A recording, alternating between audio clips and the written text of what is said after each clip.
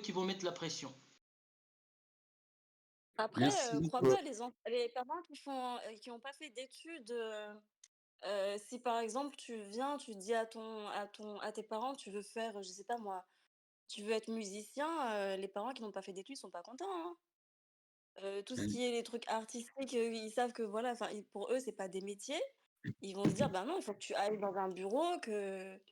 Ah non, non, il y en a certains qui sont stricts quand même, hein, même s'ils n'ont pas fait d'études, c'est tout ce qui est artistique, footballeur, machin, enfin, pour eux, c'est pas Ah des mais métiers tout ça, donc ça, c'est à cause de la conception qu'on a du métier. Une ouais. conception erronée. Moi, je suis passé par là. Et par expérience, moi, au début, quand j'avais des élèves de terminale, je les poussais absolument à faire des études universitaires. Parce que j'avais aussi, je suis un produit du système, j'avais aussi cette conception des métiers gratifiants, des métiers non gratifiants. Mais à un moment donné, j'ai compris que ce qui compte, c'est avant tout l'épanouissement. Bien Donc, sûr. ça fait quelques années que j'ai arrêté de mettre la pression et de dire il faut absolument que tu fasses un master. Si le gamin il dit que je veux faire de la mécanique, je veux faire ceci ou cela, je veux faire un BTS et puis intégrer un secteur professionnel, ben, maintenant je laisse faire. Mais à un moment donné, je pense que j'étais dans cette conception-là. On est encore dans une société où on va catégoriser les métiers. Il y a des métiers qui sont nobles et des métiers qui ne sont pas nobles. Mm. Voilà, donc certainement, quand on dit à son parent, moi je veux être guitariste, ben non, ça passe pas. Surtout que il voit le gamin, il voit l'enfant du voisin qui a fait 5 ans d'études, qui a une licence, qui a ceci ou cela, il ne voudra pas laisser Mmh. son fils faire autre chose. Donc moi je pense qu'il y a aussi un travail à faire au niveau des parents sur la conception du métier et leur expliquer qu'il n'y a pas un métier noble, un sous-métier. Il n'y a pas de métier et de sous-métier. Tout métier est un métier. Et moi, je pense que le déclic, c'est ce qui m'a fait changer d'avis, qui a corrigé ma conception. C'est que quelques années après, quand je suis rentré de métropole et que j'ai commencé à enseigner, je gagnais bien ma vie, tout ça, j'étais dans un projet immobilier. Et la première fois que j'ai rencontré un plombier, parce que j'en avais besoin pour qu'il assure la plomberie de la maison. Quand il m'a annoncé la somme que je devais lui payer, voilà, je tombais de haut, quoi, en fait. Eh ben oui, quand il m'a Mm. annoncé C'est la vrai, somme, ouais, je hein. me suis dit, attends. Dans ma tête, en fait, je me disais, attends. Moi, j'ai fait un Master 2, j'ai fait une double licence, j'ai fait une je sais pas quoi. Et la somme qu'il me dit là, c'est le, la moitié de mon salaire annuel. J'ai halluciné. Et surtout que dans ma tête, je me disais, mais le gars, il a dû faire un CAP.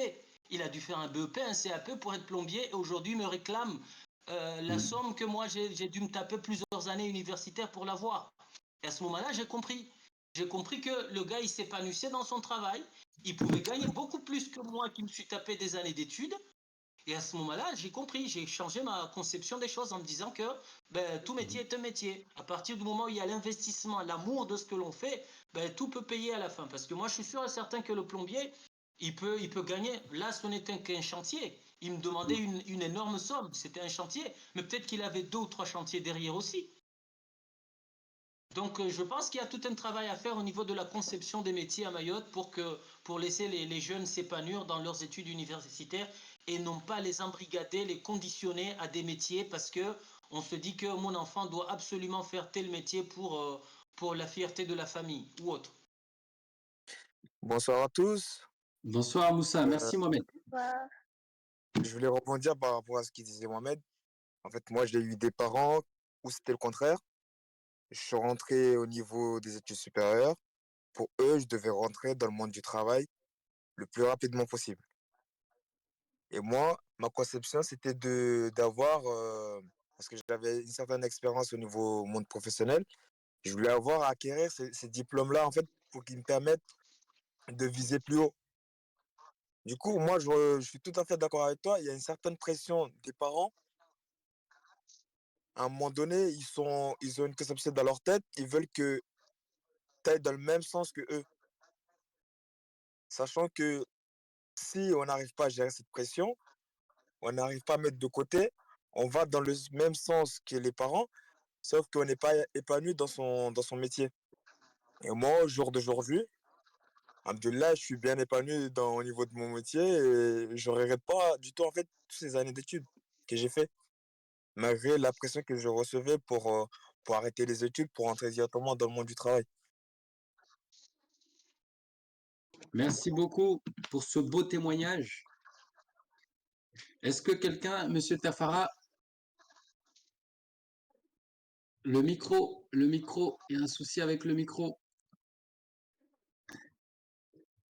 Voilà. Non, ça marche pas. J'essaye de voir qu'est-ce qui se passe.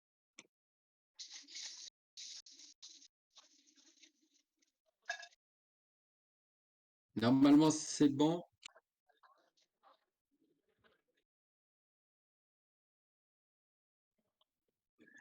Essaye de te déconnecter pour revenir pour voir.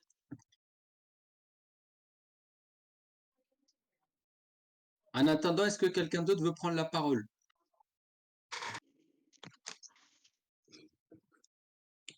Non, Ouais, toujours moi, pas. si je peux rajouter un truc. Oui, oui, oui, vas-y.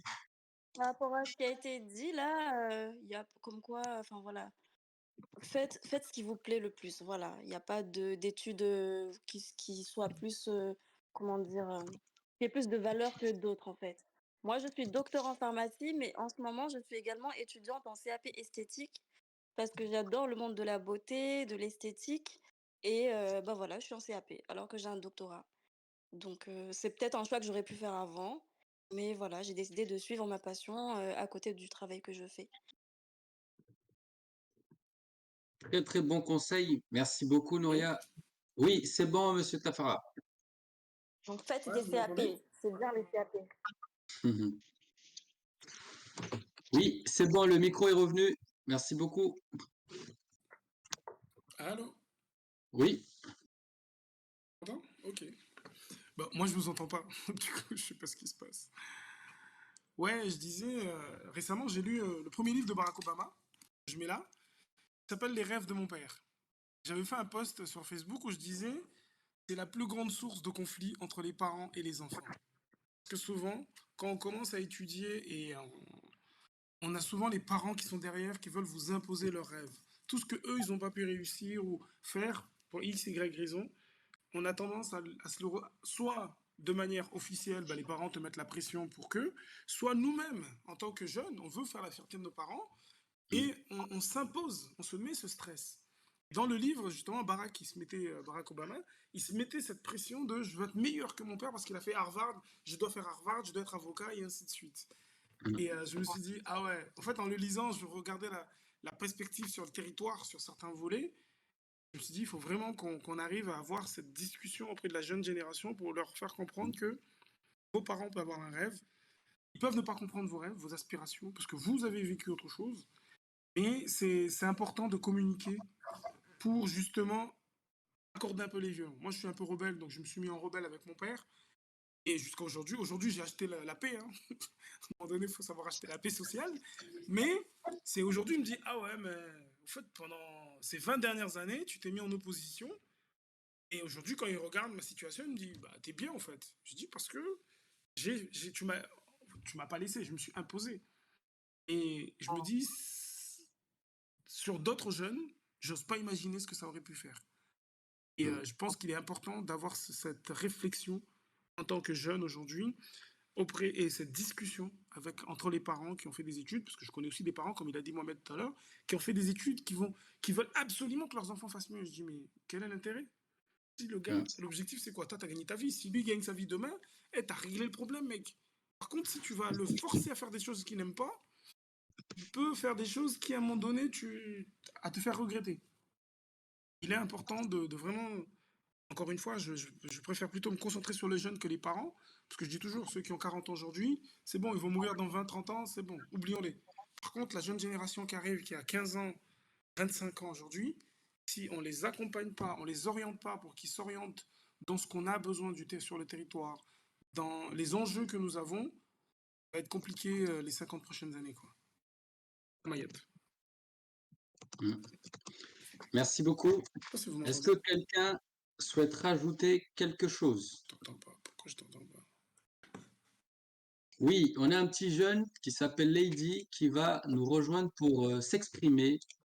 par rapport justement à ce qu'on a dit. Il vient d'arriver en France hexagonale pour ses études. Lady, est-ce que tu peux intervenir? Voilà, parfait. Merci. Bienvenue. Bonsoir. Bonsoir. Bonsoir.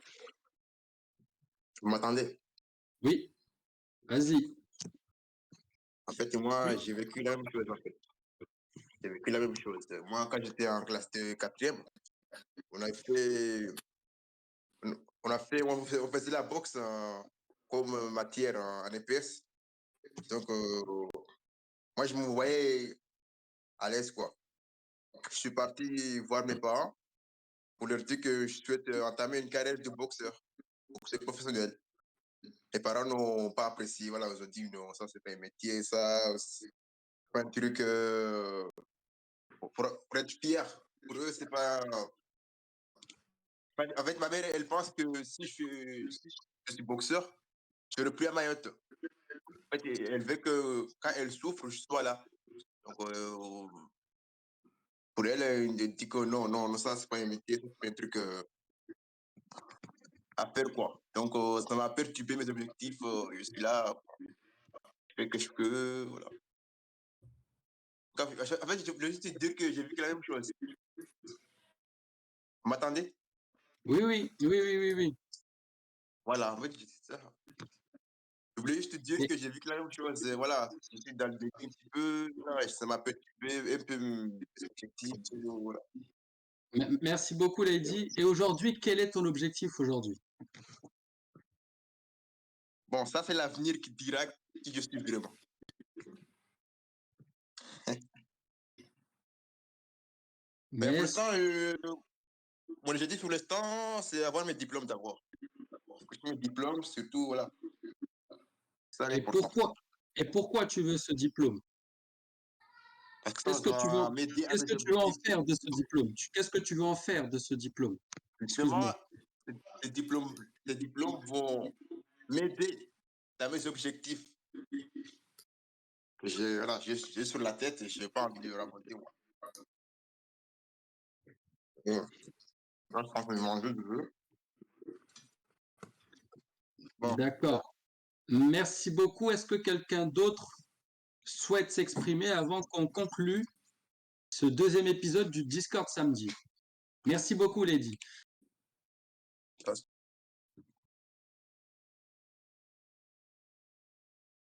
Du coup, pour reprendre la main, en attendant que quelqu'un se prononce, si je résume ce que nous a donné comme conseil Monsieur Mohamed Le Marquis, quel est le sens des études? Il nous a proposé tout à l'heure que premier objectif, c'était de s'épanouir, d'accéder à une meilleure qualité de vie, d'accéder à des emplois plus gratifiants. C'est aussi une certaine fierté pour soi-même. C'est une façon de se démarquer sur le marché de travail. C'est une façon de se former intellectuellement. Ça participe à l'intégration sociale de l'individu et c'est aussi une reconnaissance sociale. Ma question est la suivante. Une fois qu'on a acquis effectivement des compétences et connaissances, comment on utilise ces connaissances pour impacter les personnes autour de nous, comme l'a fait justement M. Tafara ou d'autres? Quel conseil aujourd'hui on peut donner à un jeune pour qu'il impacte son entourage? Pour que justement, de par ses connaissances et ses compétences, il puisse faire prendre conscience, d'une part à ses parents et à son entourage, de l'importance des études et d'être libre dans son choix. Nouria, éventuellement, ou si quelqu'un d'autre souhaite s'exprimer, merci.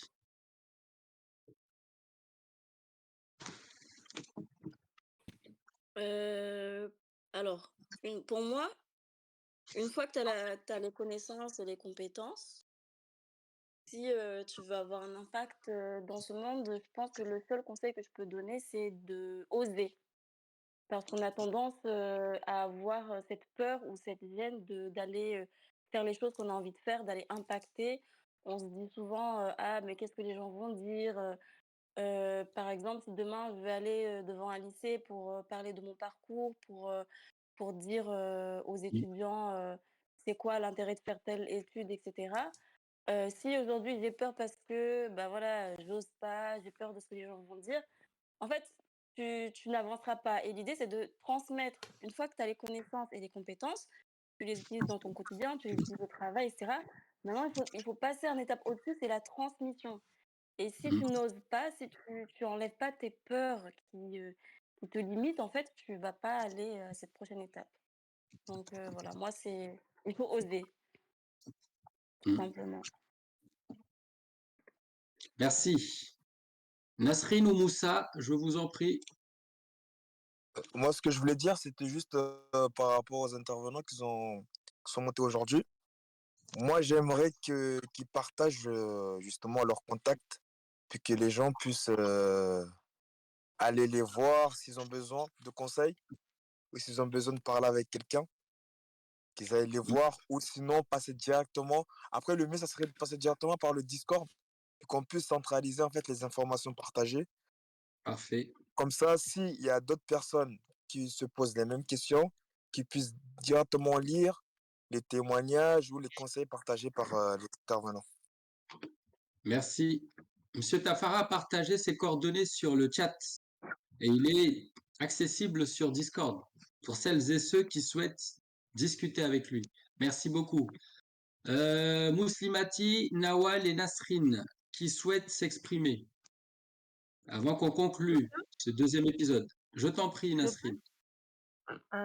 Moi, pareil que Monsieur Tafara, je suis disponible pour toute question, conseils, partage d'informations concernant la fac, parce que je préfère parler de ce que j'ai connu pour avoir plus de conseils précis.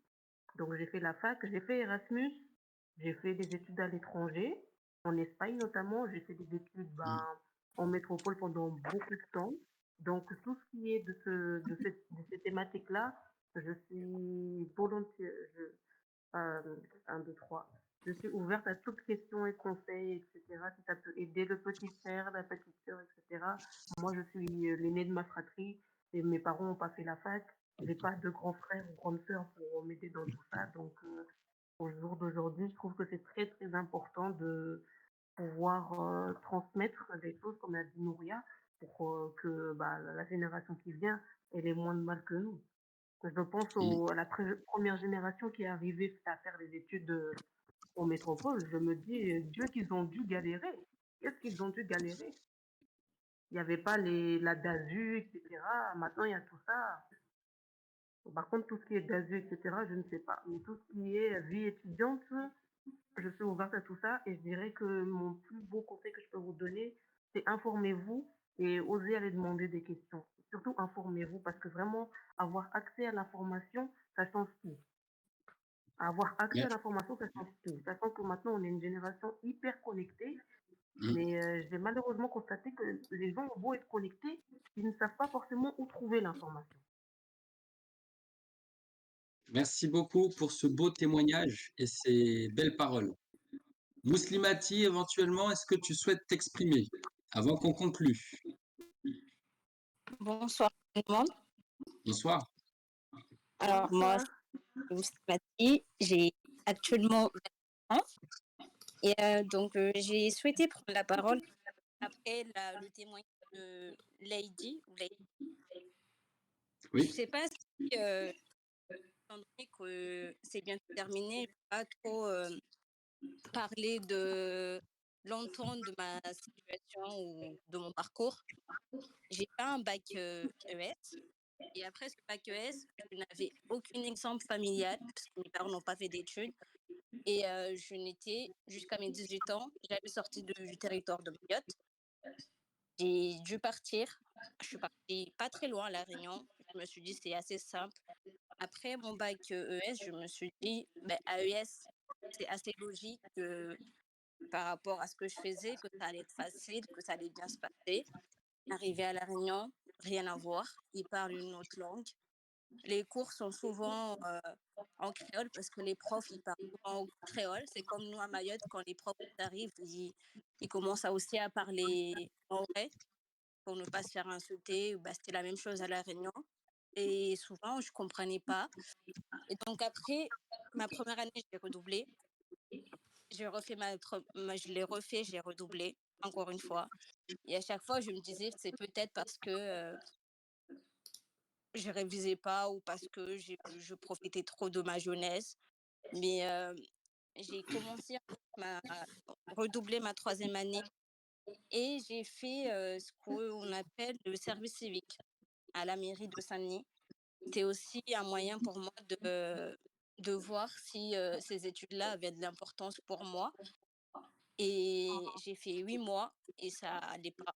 J'ai donc pris un billet, je suis venue sur Métropole et j'ai fait énormément de stages. J'ai fait des va-et-vient entre le pôle emploi et la mission locale jusqu'à que je retrouve, je trouve ma voie.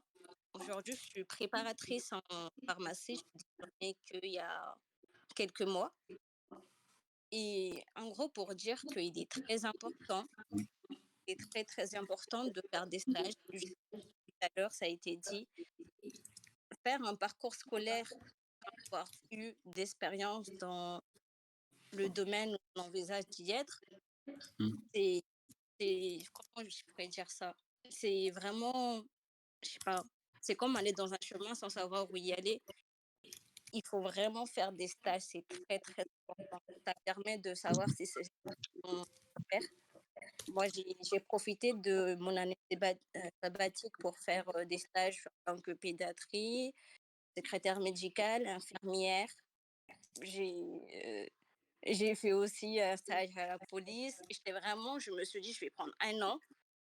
Autant je réussis en rien, mais je me suis dit, je vais prendre mes un an où je vais vraiment faire autant d'expérience que je pourrais pour pouvoir ensuite savoir ce que je dois faire. Et après, quand j'ai réussi à retrouver ma voie, à faire des études de préparatrice en pharmacie, je peux vous dire que ça a été une évidence. Après ça, j'ai plus jamais redoublé parce que j'étais motivée, j'allais en cours parce que je voulais, je vais travailler, non pas parce que je gagnais de l'argent, mais parce que je me sens importante, je- j'ai l'impression d'aider et c'est le cas.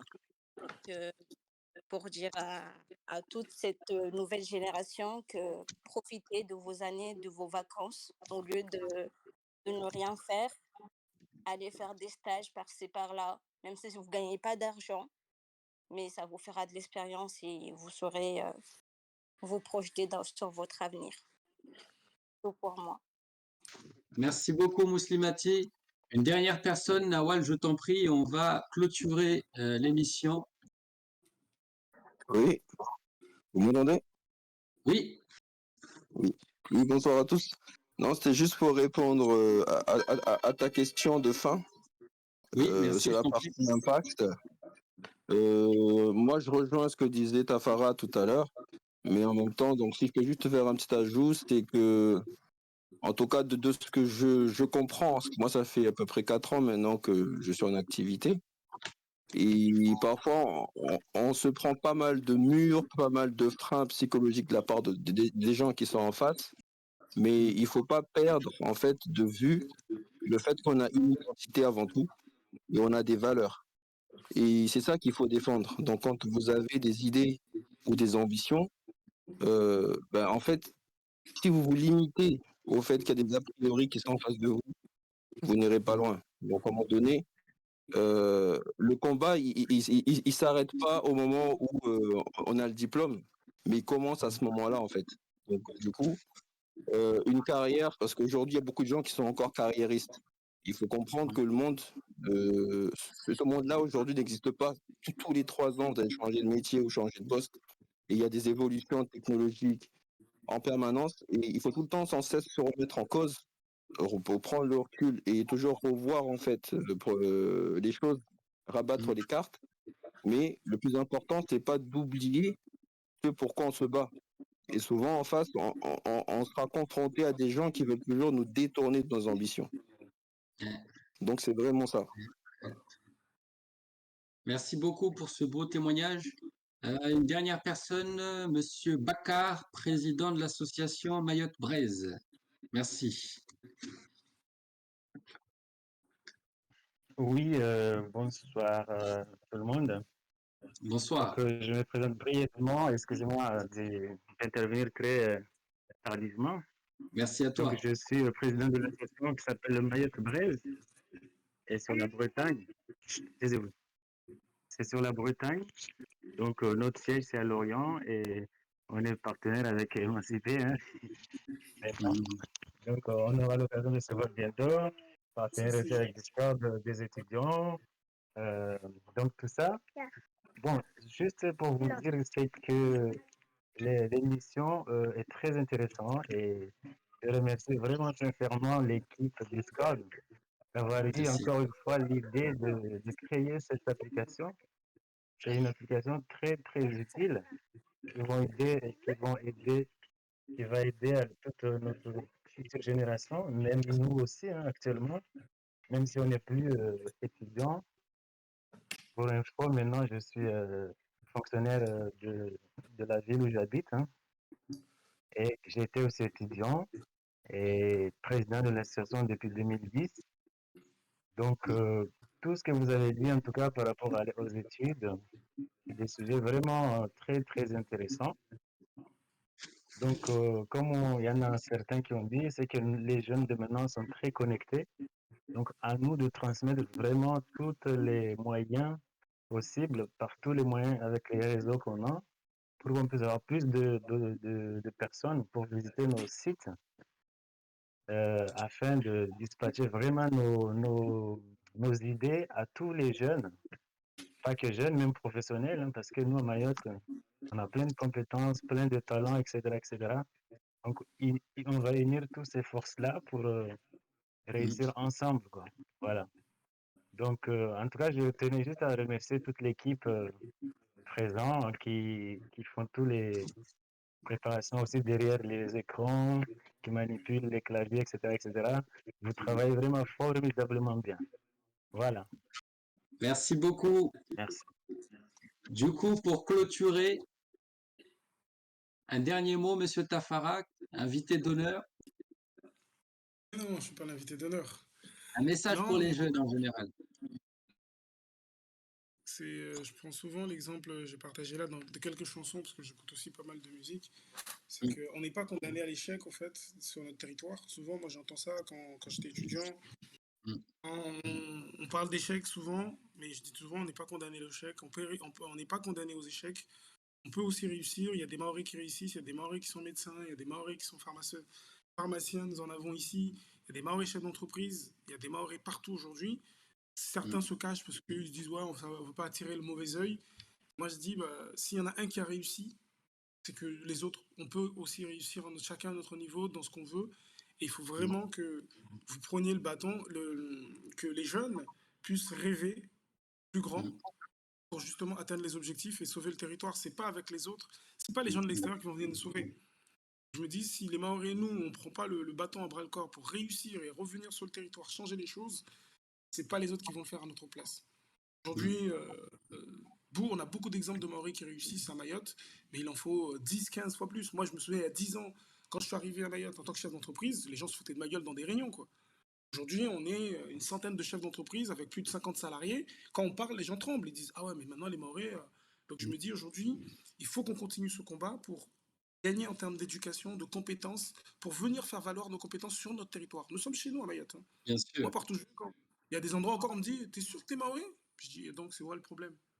Parce que je vais dans des conférences à la Commission européenne ou ailleurs, moi j'ai des Réunionnais ou des Guadeloupéens qui me demandent, t'es sûr que t'es Maoré? Il n'y a pas un petit... Je dis oui, je suis Maoré. Et donc, qu'aujourd'hui, on peut réussir en tant que Maoré en venant de Mayotte. Nous n'avons plus le choix. Il faut que cette jeune génération puisse s'approprier les choses et puisse reprendre le bâton demain quand Tafara il arrête, quand Hachmi va arrêter, qu'il puisse reprendre ce travail-là. Et ça, là-dessus, si on le fait, c'est qu'on... Les gens qui sont autour de la table, c'est qu'on croit en vous et on pense qu'on peut y arriver ensemble. Et on a besoin de vous. Mayotte a besoin de vous. Merci beaucoup. Le mot de la fin, Hima, Shababi Hima, Oh, toi, la jeunesse de Mayotte, réveille-toi. Il est temps. Il est temps que tu prennes tes responsabilités. Toi qui nous as écoutés, il est temps que tu te réveilles. Il est temps que tu prennes conscience que ton rêve est possible, que tes objectifs sont réalisables, qu'aujourd'hui, ta seule limite est celle que tu t'imposes. Merci à vous, merci beaucoup, et je vous dis au prochain Discord samedi. Merci beaucoup pour ces belles interventions, ces beaux conseils, que ça soit M. Tafara, Mohamed Le Marquis, Nouria Kombo, Bakar, Nasrina Toumani, Nawal, Muslimati et d'autres, à savoir Moussa, Youssouf. Merci beaucoup à la team Discord. Effectivement, comme l'a bien souligné Bakar, beaucoup de gens travaillent derrière. Faut pas croire que c'est une personne. Non, c'est faux. Tout seul, on est personne. Ensemble, on peut aller loin. Merci beaucoup et surtout le mot de la fin, c'est celui-là. Konyomoja, soyons unis et solidaires pour Mayotte. À samedi. Merci. Au revoir.